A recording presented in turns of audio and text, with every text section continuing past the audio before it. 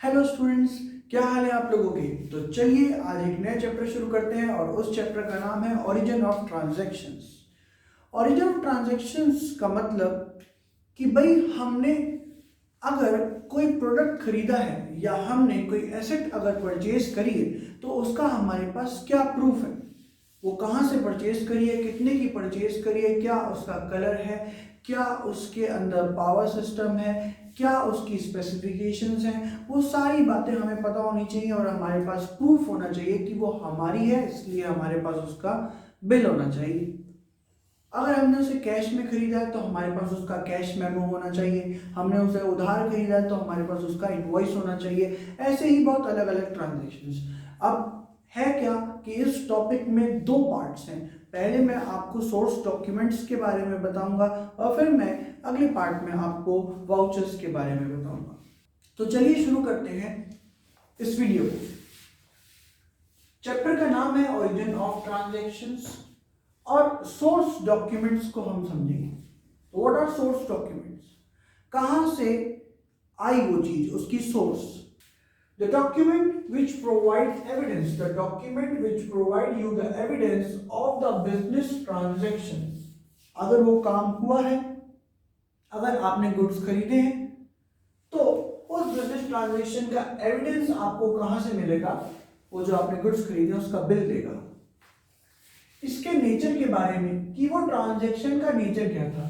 आपने capital goods खरीदे, जैसे आपने फिक्स एसेट्स खरीदी, या आपने रोजमर्रा के लिए अपना रॉ मटेरियल खरीदा, आपने कुछ एक्सपेंस इनकर्ड करे तो उनके लिए भी। इसी तरीके से जितना भी अमाउंट इन्वॉल्व है उसके अंदर वो भी हमें पता होगा अगर हमारे पास उससे रिलेटेड ओरिजिन का प्रूफ होगा कि वो ट्रांजैक्शन जब हुई तो उसमें कितने पैसे किस चीज पे लगे।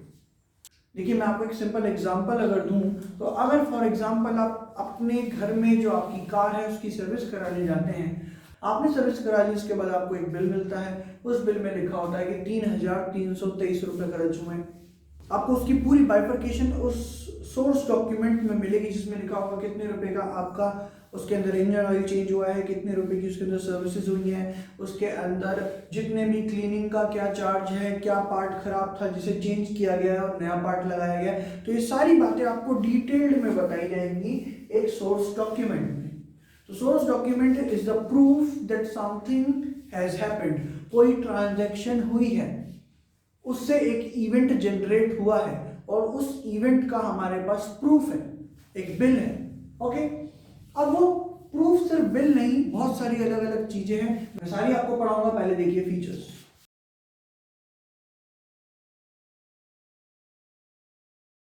फीचर्स क्या है सोर्स डॉक्यूमेंट के। Prepared when a transaction take place, जब भी कोई ट्रांजैक्शन होगी तो आपके पास उसका प्रूफ होना चाहिए। It is a written evidence, ये एक लिखित में एविडेंस है। जनरल केसेस में ये प्रिंटेड होता है पर कुछ केसेस में ये हैंडमेड भी होता है। जहां पे कंप्यूटर सिस्टम अवेलेबल नहीं है वहां दुकानदार आपको हाथ से बिल बना के देगा। तो it is a written evidence of the happening of an event, कि कोई काम हुआ। अगर गुड्स खरीदे गए तो हम कह सकते हैं हाँ जी ये इवेंट हुआ, ये काम हुआ। विद अ कंप्लीट डिस्क्रिप्शन, उसके बारे में सारी की सारी बातें आपको पता होंगी। अगर आपने कोई काम करा है तो उस काम से रिलेटेड जितनी भी डॉक्यूमेंटेशन हैं वो डिटेल में आपके पास अवेलेबल होनी चाहिए। ओके, लाइक फॉर एग्जांपल अगर आप स्कूल में ही एडमिशन लेते हैं तो आपने एडमिशन लिया और कौन से सब्जेक्ट चूज करे ये बात उस डॉक्यूमेंट पे लिखी होनी चाहिए, नहीं तो बाद में डिस्क्रिपेंसी हो सकती है। It is signed by the person who makes it, जो इसे बनाएगा that is an authorised person, जिसने ये बिल आपको बना के दिया है या ये सोर्स डॉक्यूमेंट आपको बना के दिया है, और आपको उसके साइन या उसके स्टैंप जरूर लेना चाहिए जिससे कि एक कंक्लूसिव प्रूफ की तरह यूज हो सके। ओके, तो ये साइन होना चाहिए by the person who have made it.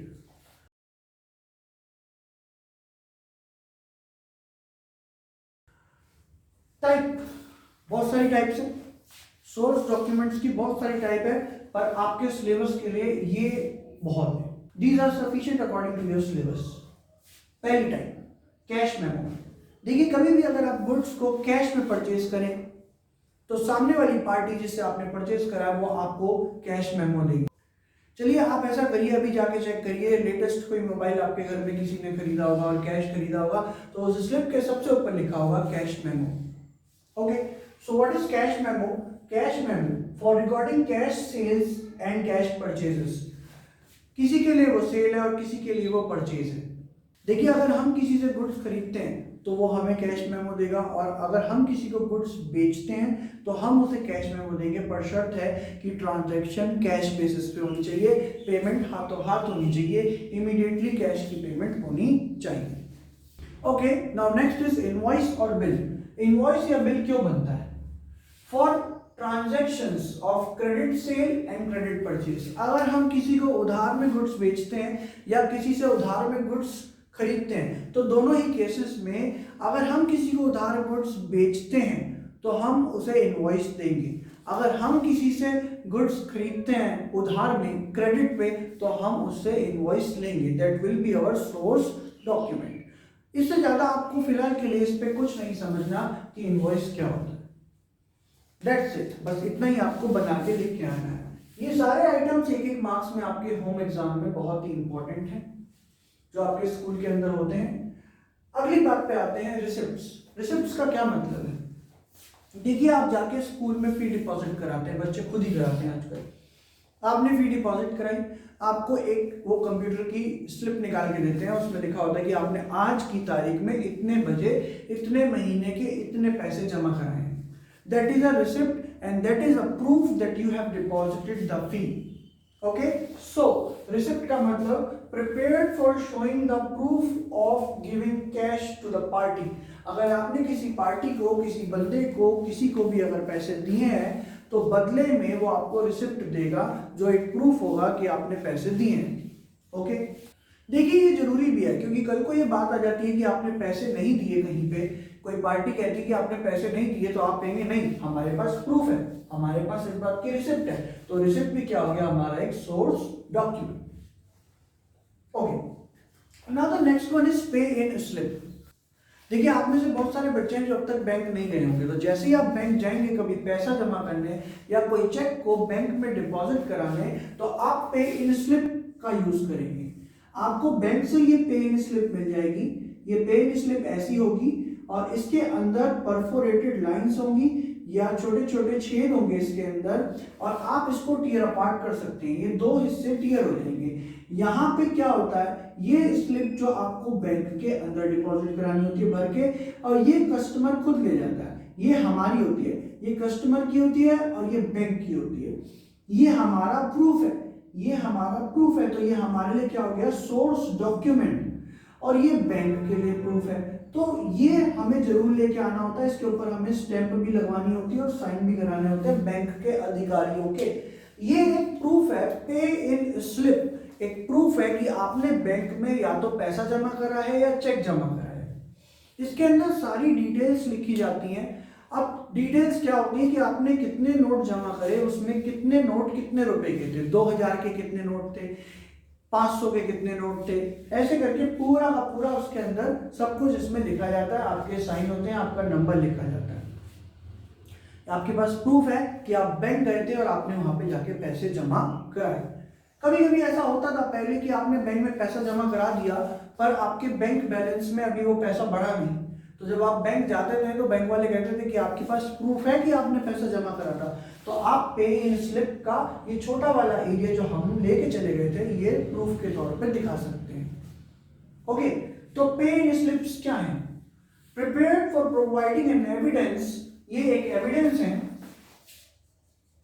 That a specific amount की कुछ पैसा जमा किया गया, चाहे वो कैश हो चाहे चेक हो, वो जमा किया गया, deposited in the bank on a certain date, किसी सर्टेन तारीख में कुछ सर्टेन अमाउंट हमने बैंक में जमा किया, चाहे वो कैश है चाहे वो चेक है। अगली बात कर लेते हैं। देखिए, डेबिट नोट और क्रेडिट नोट ये दोनों के दोनों जो है वो थोड़े कंफ्यूजिंग कंसेप्ट्स हैं। मैंने अपनी तरफ से कोशिश करी है कि इसको बिल्कुल सिंप्लीफाई कर दिया जाए।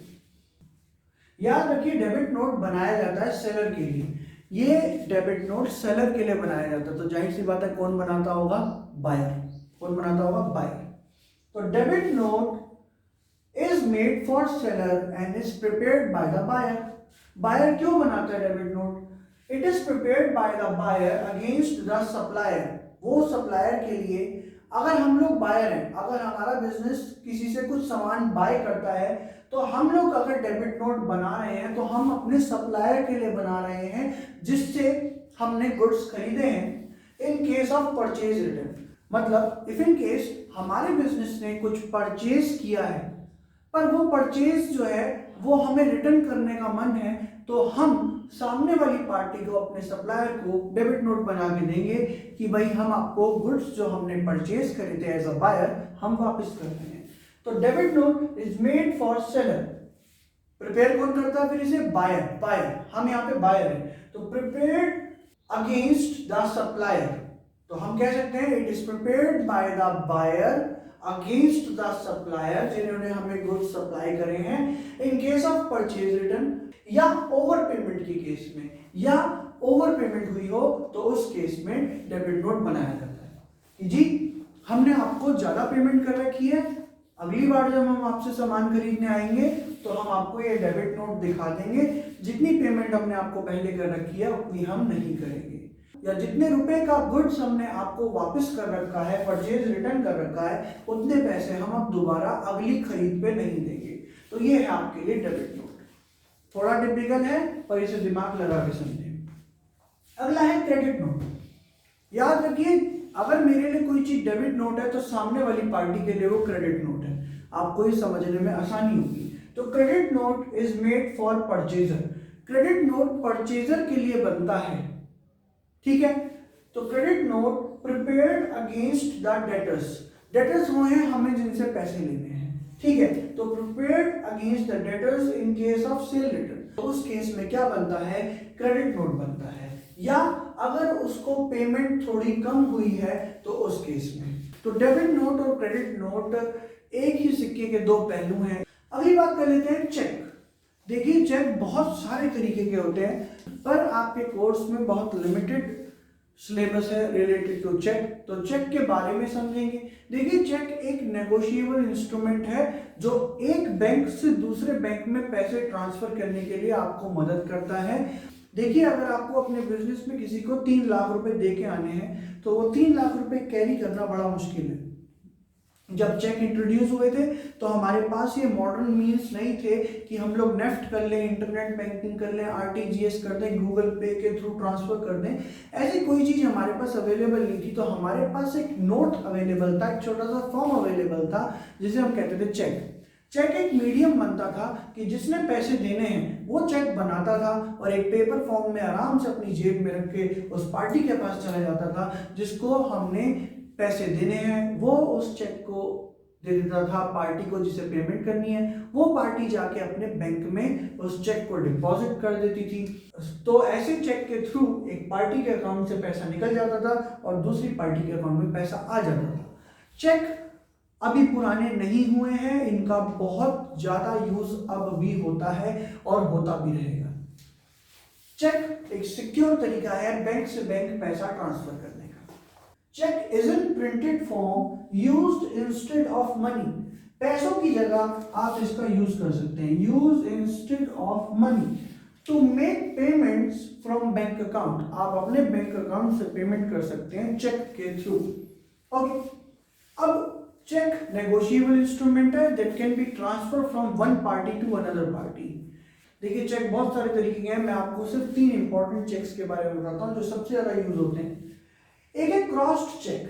क्रॉस्ड चेक वो चेक होता है जिसके अंदर आप बता देते हैं कि इस चेक को किस तरीके से यूज करना है, दिशा निर्देश दे देना, आप उसके अंदर बता देते हैं। देखिए, लाइक फॉर एग्जांपल एक ये चेक है तो आपने इसे क्रॉस कर दिया, साइड में 2 पैरेलल लाइंस आपने ड्रॉ कर दी।